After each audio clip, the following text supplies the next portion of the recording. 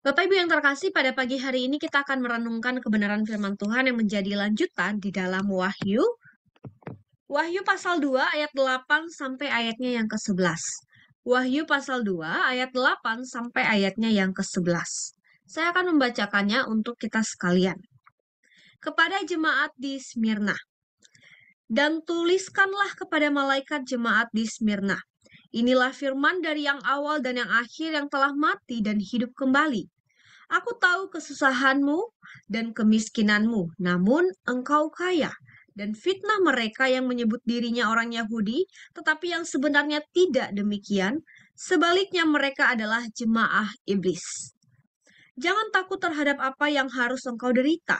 Sesungguhnya iblis akan melemparkan beberapa orang dari antaramu di dalam penjara supaya kamu dicobai dan kamu akan beroleh kesusahan selama 10 hari. Hendaklah engkau setia sampai mati dan aku akan mengaruniakan kepadamu mahkota kehidupan. Siapa bertelinga hendaklah ia mendengar apa yang dikatakan Roh kepada jemaat-jemaat.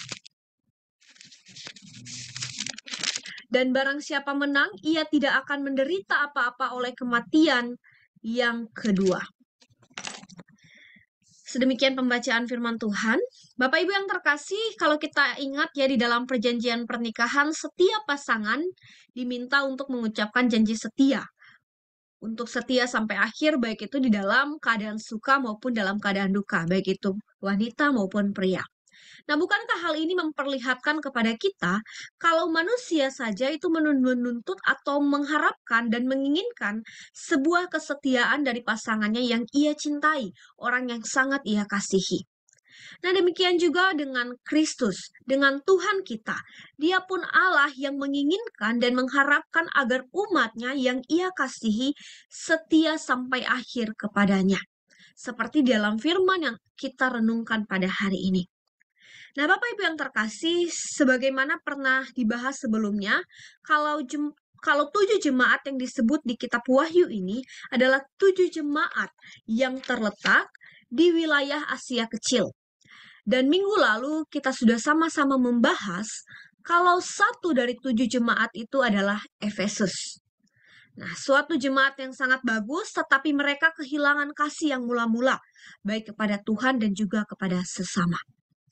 Nah, Bapak Ibu yang terkasih, pada bagian ini kita akan membahas lebih lanjut lagi tentang jemaat di Smyrna yang terletak sekitar 50 km di sebelah utara Efesus, atau hanya saja yang namanya sekarang disebut bukan Smyrna tetapi Izmir. Nah, Bapak Ibu yang terkasih, dengan demikian Smyrna ini adalah satu-satunya kota yang disebut dalam 7 jemaat di kitab Wahyu yang masih ada sampai sekarang, yaitu suatu tempat di negara Turki sana. Nah, Bapak Ibu yang terkasih, menurut catatan sejarah, Smyrna ini atau kota Smyrna ini dibangun sezaman dengan Raja Daud oleh orang Yunani pada saat itu. Yang karena kota ini termasuk dari salah satu kota jajahan Yunani saat itu. Lalu tahun 600 sebelum Masehi, kota ini dihancurkan oleh orang-orang Lydia. Kemudian 400 tahun setelah itu kota ini pun hilang dan tersisa hanya menjadi beberapa desa-desa kecil saja. Tetapi Bapak Ibu, kota ini kemudian dibangun kembali. Setelah hancur dan hanya tersisa desa-desa kecil, kemudian dibangun kembali oleh seorang jenderal Yunani bernama Lysimachus, yaitu zaman pasca Alexander Agung. Nah, kota Smyrna ini Bapak Ibu dibangun kembali dengan sebuah perhatian yang lebih khusus, yaitu dengan memperhatikan keindahan dan nilai arsitektur yang tinggi di kota Smyrna ini. Sehingga nggak heran kalau akhirnya kita tahu kota Smyrna ini menjadi kota paling indah di seluruh Asia pada masa itu. Bahkan melampaui kota Efesus. Mungkin secara geografis kota Efesus itu kota yang besar. Tetapi Smyrna ini kota yang lebih indah dan bernilai tinggi dibanding kota Efesus dan kota-kota yang ada di Asia pada saat itu. Bahkan menurut catatan William Barclay, Smyrna ini disebut sebagai perhiasan Asia, sebagai mahkota Asia dan bunga Asia. yang menunjukkan betapa indahnya, betapa bagusnya kota Smyrna yang dibangun kembali pada saat itu. Nah, tapi sayangnya Bapak Ibu, karena Smyrna ini sebuah kota Yunani dan dibangun oleh mereka, di Smyrna ini dibangun banyak sekali kuil dan dewa-dewa Yunani. Ya, karena ini dibangun oleh orang Yunani, jadi ada banyak sekali kuil-kuil dan dewa-dewa yang dibangun di sana. Bahkan dikatakan pada saat itu mereka bersekutu dengan Romawi. Dalam pengertian, mereka membangun dewa-dewa yang juga dari Romawi. Nah, sehingga kota ini bisa disebut sebagai kota pluralisme.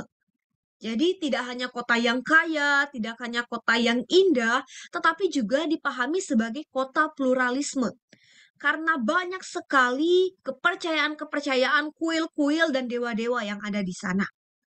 Nah, di tengah-tengah kejayaan itu, di tengah-tengah keindahan itu, di tengah-tengah pluralisme itu, berdirilah juga sebuah gereja kecil di Smyrna.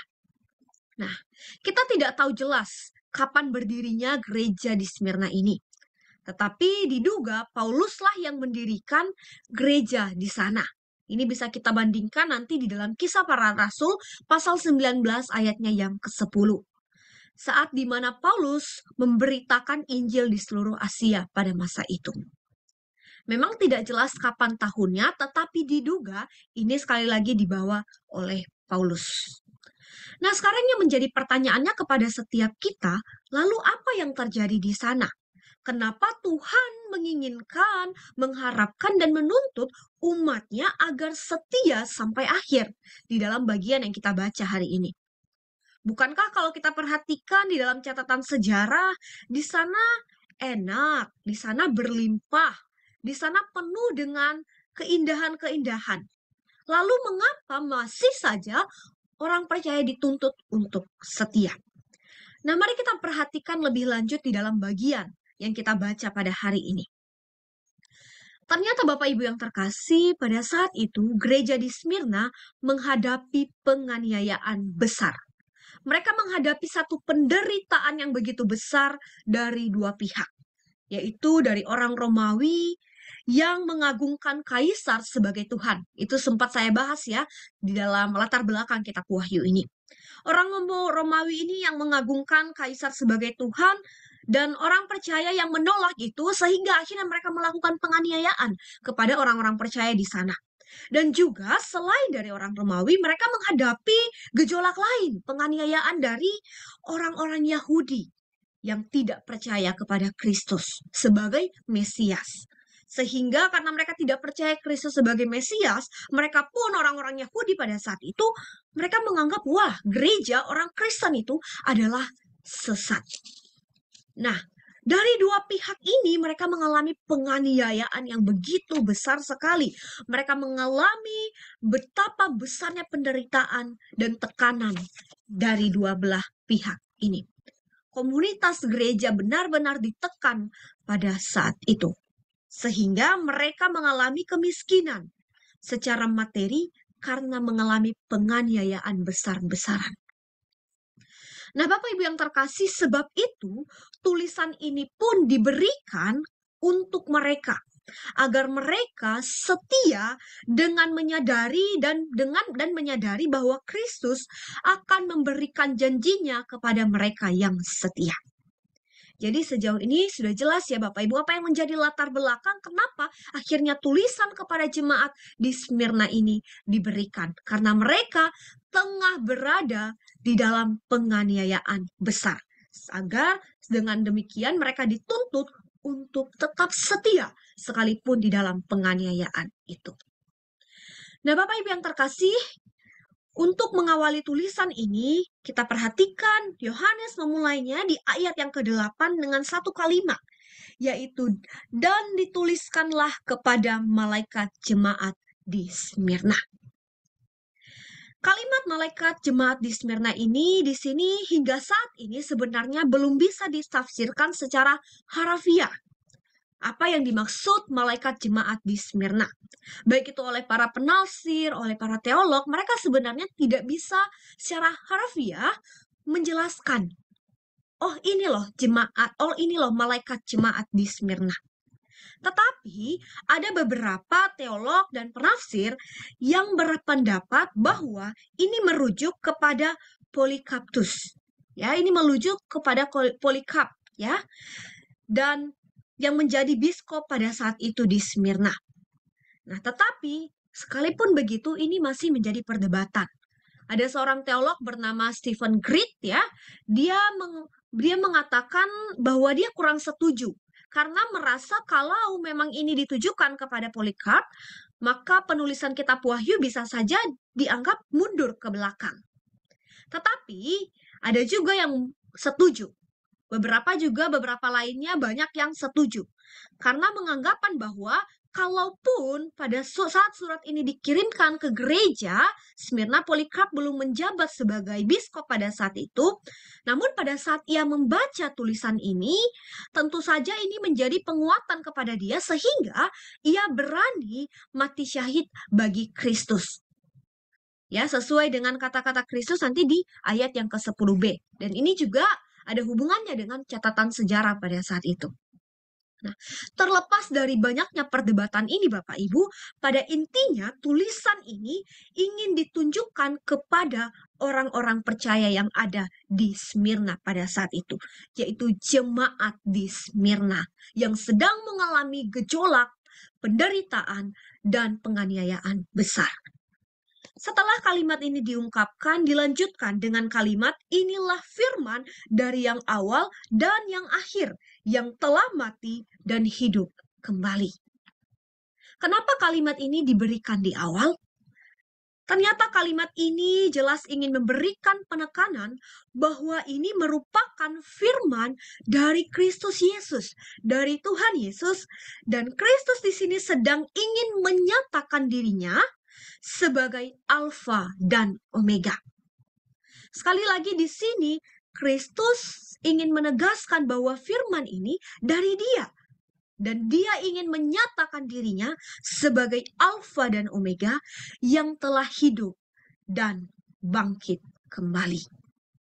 Di sini Kristus seakan-akan ingin menghibur dan menguatkan mereka di awal, di dalam penderitaan yang mereka alami, bahwa ada Kristus yang sudah melewati segala sesuatu, baik itu melewati penderitaan di tengah dunia ini, bahkan menghadapi maut dan menang atas maut itu sendiri. Dan kalimat ini yang nantinya akan menguatkan penjelasan ayat-ayat berikutnya, bahwa firman ini bukanlah firman dari orang lain, bukanlah firman dari dunia ini, tetapi firman dari Allah sendiri, yaitu Kristus Alfa dan Omega, yang telah mati dan bangkit. Tidak hanya mati tetapi bangkit kembali, yang telah menyatakan kemenangan. Dan Kristus yang telah menyatakan kemenangan inilah yang kemudian menyampaikan penguatan ini kepada mereka. Bapak Ibu yang terkasih, kalau kita perhatikan di ayat ke-9, itu dikatakan, aku tahu kesusahanmu dan kemiskinanmu, namun engkau kaya. Dan fitnah mereka yang menyebut dirinya orang Yahudi, tetapi yang sebenarnya tidak demikian. Sebaliknya mereka adalah jemaah iblis.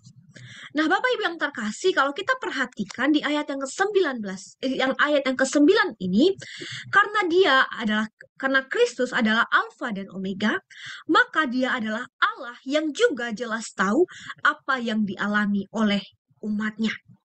Nah, kata kesusahan di sini merujuk atau menggunakan kata Yunani yaitu tilipsis, yang juga dipakai di dalam Wahyu pasal 1 ayat yang ke-9. Ini merupakan satu kalimat yang menjelaskan penderitaan yang dialami oleh orang-orang percaya yang ada di Smyrna pada saat itu. Dan penderitaan yang mereka alami ini atau kesusahan yang mereka alami ini karena fitnah dan penolakan Yahudi. Orang-orang yang menolak Kristus sebagai Mesias pada saat itu. Dan bahkan selanjutnya dikatakan selain penderitaan karena penolakan, mereka juga mengalami kemiskinan. Dan Kristus tahu yang mereka alami ini. Nah, kemiskinan ini menggunakan kata poteklein, yang menggambarkan satu keadaan yang sangat-sangat tidak punya apa-apa pada saat itu. Jadi selain mereka mengalami penderitaan secara fisik, di mana mereka secara mental mereka ditekan, mereka ditolak, mereka dianiaya, ternyata mereka juga mengalami penderitaan secara jasmani, yaitu mengalami kemiskinan.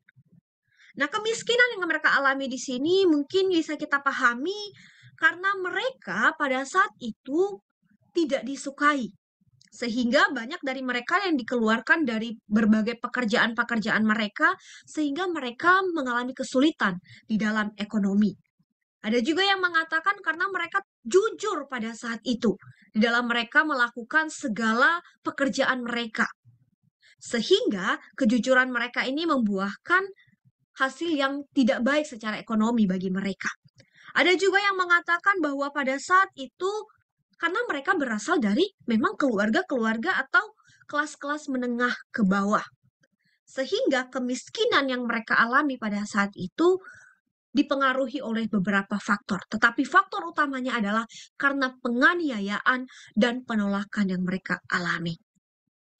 Nah, pada saat itu ada pulpit komentari mengatakan bahwa kemiskinan dianggap pada saat itu sebagai sesuatu yang menjijikkan, sesuatu yang menajiskan.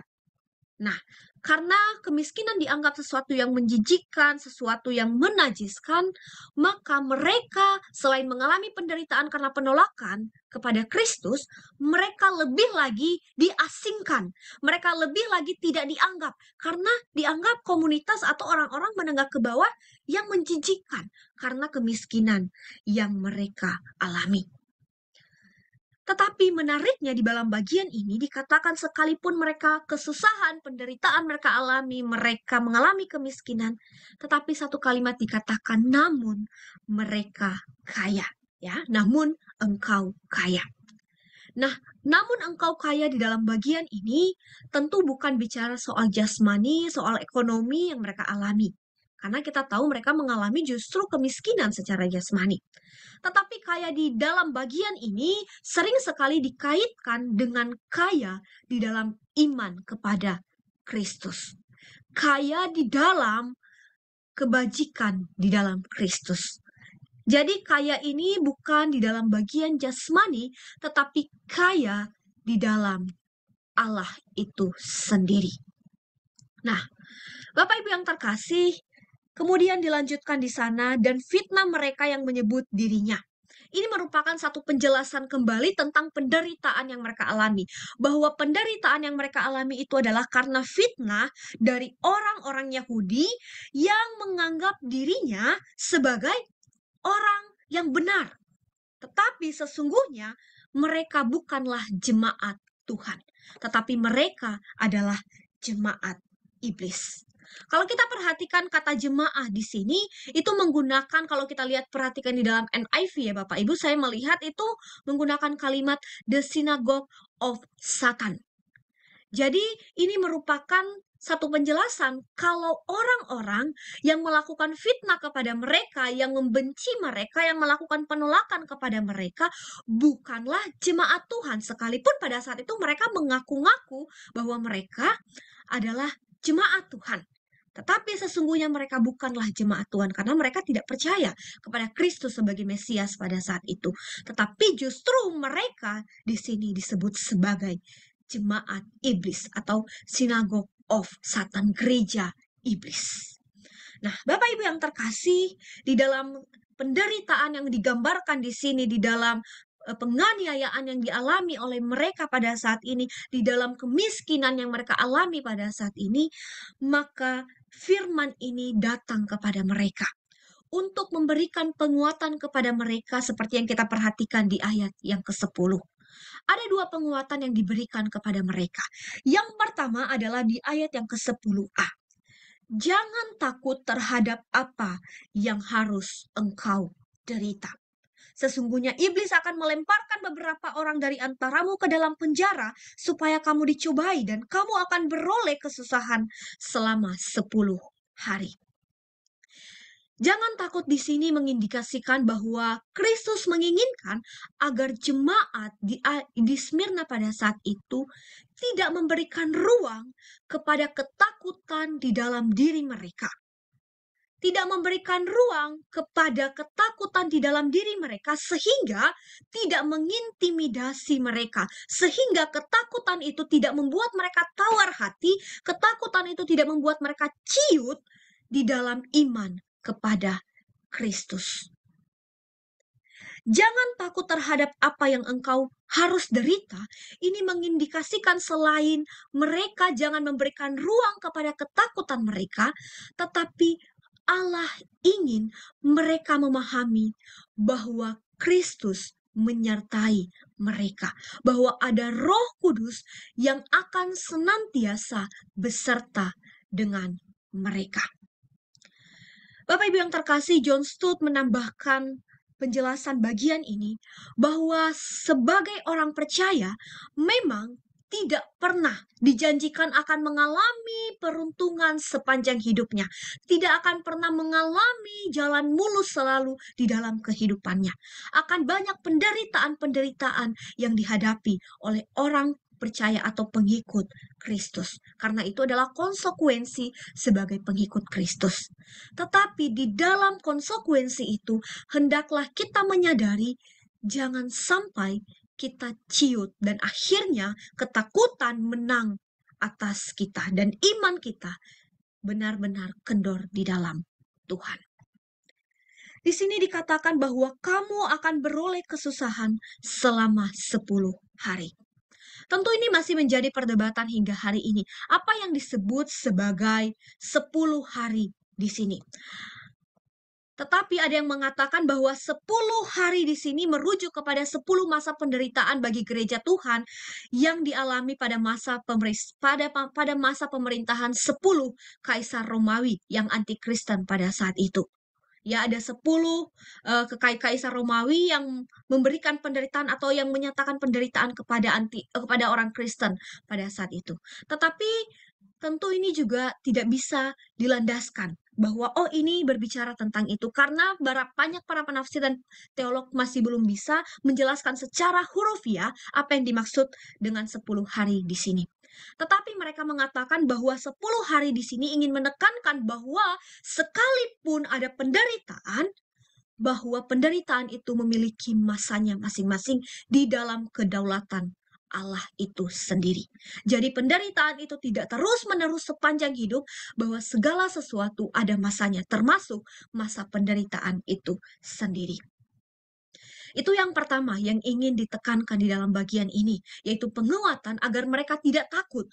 Sebab segala penderitaan itu adalah konsekuensi dan penderitaan itu akan berlalu pada masanya nanti. Dan yang kedua, selain mereka jangan takut, yang kedua adalah engkau harus setia. Mereka dituntut agar setia kepada Kristus hingga akhir hidup mereka. Di ayat yang ke-10b di sana dikatakan, hendaklah engkau setia sampai mati dan aku akan mengaruniakan kepadamu mahkota kehidupan. Di sini Kristus ingin menyampaikan kepada mereka agar mereka di tengah-tengah penderitaan itu tidak mengedepankan ketakutan mereka, tetapi sungguh mau setia kepada Kristus. Setia melakukan segala apapun yang terbaik dan iman mereka kepada Kristus Tuhan. Sebab dengan kesetiaan mereka, maka mereka akan memperoleh sesuatu yang besar, yaitu mahkota kehidupan. Bapak Ibu yang terkasih, kalau kita perhatikan di dalam catatan sejarah pada masa itu, di dalam kondisi sosial pada masa itu, mahkota diberikan kepada mereka yang memiliki posisi yang besar, kepada raja, dan juga mahkota ini diberikan kepada mereka yang berhasil menang. Nah, di dalam bagian ini mengindikasikan kepada mereka yang berhasil menang. Berhasil menang apa? Berhasil menang melewati penderitaan-penderitaan yang mereka hadapi di tengah dunia ini. Secara khusus kepada jemaat di Smyrna ini, di dalam penolakan dan penganiayaan yang mereka hadapi. Jadi Tuhan ingin benar-benar menekankan kepada mereka ketika mereka setia melakukan iman mereka kepada Kristus, setia memperjuangkan iman mereka kepada Kristus, dan sungguh setia kepada Kristus di tengah-tengah penderitaan yang mereka alami itu, maka mereka akan memperoleh satu mahkota kehidupan, yaitu kehidupan kekal di dalam Kristus Tuhan nantinya. Ini adalah satu janji, jaminan yang begitu besar yang diberikan oleh Allah kepada setiap mereka yang sungguh dengan setia memperjuangkan iman mereka dan bertahan di tengah-tengah penderitaan yang mereka alami. Tidak ikut serta, pada akhirnya ketika mereka alami penderitaan, mereka ikut serta kepada orang-orang Romawi dan Yahudi pada saat itu. Tetapi mereka tetap berpegang teguh kepada iman mereka sekalipun harus menyerahkan nyawa mereka sekalipun. Nah, Bapak Ibu yang terkasih, setelah memberikan kekuatan dan jaminan kepada jemaat di Smyrna, maka bagian terakhir di ayat ini dikatakan, siapa bertelinga hendaklah ia mendengar apa yang dikatakan Roh kepada jemaat-jemaat. Barang siapa menang, ia tidak akan menderita apa-apa oleh kematian yang kedua. Bagian penutup ini ingin menegaskan bahwa firman ini jelas diberikan kepada mereka yang mau mendengarkan kekuatan daripada Kristus. John Stott mengatakan bahwa di tengah-tengah penderitaan banyak orang yang tidak mau mendengarkan firman itu. Banyak orang yang tidak mau mengindahkan firman itu. Oleh sebab itu di dalam bagian ini dikatakan siapa bertelinga, yaitu kepada mereka yang mau membuka diri mereka untuk mendengarkan apa yang firman ini katakan kepada mereka. Hendaklah mereka dikuatkan dan mengalami satu pemulihan kembali di tengah-tengah penderitaan yang mereka alami. Sebab penderitaan yang mereka alami bukan penderitaan yang berakhir kepada kesia-siaan, tetapi penderitaan yang berakhir pada sesuatu yang indah, yaitu memperoleh mahkota kehidupan. Bahkan di ayat ke-11 lebih lagi ditekankan bahwa tidak akan menderita apa-apa oleh kematian yang kedua. Yang berarti mereka tidak akan mengalami yang namanya kematian kekal. Karena mereka akan memperoleh kehidupan kekal, yaitu mahkota kehidupan. Nah, Bapak Ibu yang terkasih, ketika kita melihat akan firman ini yang disampaikan kepada jemaat di Smyrna, mungkin kita merasa bahwa, wah, bagian firman ini mungkin tidak berlaku kepada kita. Kita berpikir, aku tidak mengalami penderitaan, aku tidak mengalami kemiskinan itu. Aku tidak mengalami penolakan seperti yang dialami oleh jemaat Smyrna. Tetapi marilah kita melihat kepada kehidupan kita saat ini. Mungkin kita tidak mengalami penolakan, penganiayaan, dan kemiskinan yang dihadapi oleh jemaat Smyrna pada saat itu. Tetapi bukankah ada banyak gejolak-gejolak yang juga kita hadapi di dalam kehidupan kita pada saat ini sebagai pengikut Kristus? Ketika kita sungguh menunjukkan iman kita kepada Kristus, kita ditolak oleh dunia ini. Ketika kita sungguh-sungguh menyatakan akan Injil itu kepada orang di sekitar kita, kita justru ditolak oleh orang-orang yang ada di sekitar kita. Kita banyak kali mengalami penderitaan-penderitaan di dalam hidup kita. Bukan hanya penolakan, tetapi mungkin penderitaan-penderitaan lainnya, pergumulan yang Tuhan izinkan kita alami di dalam kehidupan rumah tangga kita, di dalam kehidupan pekerjaan kita, di dalam kehidupan berkomunitas kita. Yang seringkali akhirnya membuat kita bertanya kenapa ini harus terjadi, dan membuat kita ciut di dalam Tuhan. Tidak sedikit ada banyak anak Tuhan yang ketika mengalami penderitaan mengikut Kristus, mereka akhirnya berpaling daripada Kristus. Mereka akhirnya meninggalkan iman mereka kepada Kristus dan berjalan seturut dengan keinginan hati mereka. Tetapi hari ini firman Tuhan kembali mengingatkan kita, di tengah penderitaan, penganiayaan, pergumulan hidup yang kita alami sebagai pengikut Kristus pada hari ini, sekalipun kita harus menderita secara jasmani, secara mental pada hari ini, firman Tuhan katakan, jangan takut. Sebab segala sesuatu itu akan ada masanya di dalam kedaulatan Allah. Tetapi hendaknya lah kita boleh terus berserah kepada Tuhan kita, agar Tuhan kita boleh memberikan kekuatan kepada kita untuk melewati semuanya itu, sehingga kita boleh dikatakan sebagai orang-orang yang setia sampai akhir dan memperoleh janji yang telah diberikan oleh Allah kepada mereka yang setia, yaitu mahkota kehidupan. Satu kehidupan kekal, satu kehidupan yang indah di kekekalan ketika kita sudah mati dan meninggalkan dunia ini. Demikian firman Tuhan pada pagi hari ini. Hendaklah kita sungguh-sungguh boleh menjadi umat Allah yang setia sampai akhir dan tidak takut atau tawar hati menghadapi segala pencobaan yang kita alami di dunia ini.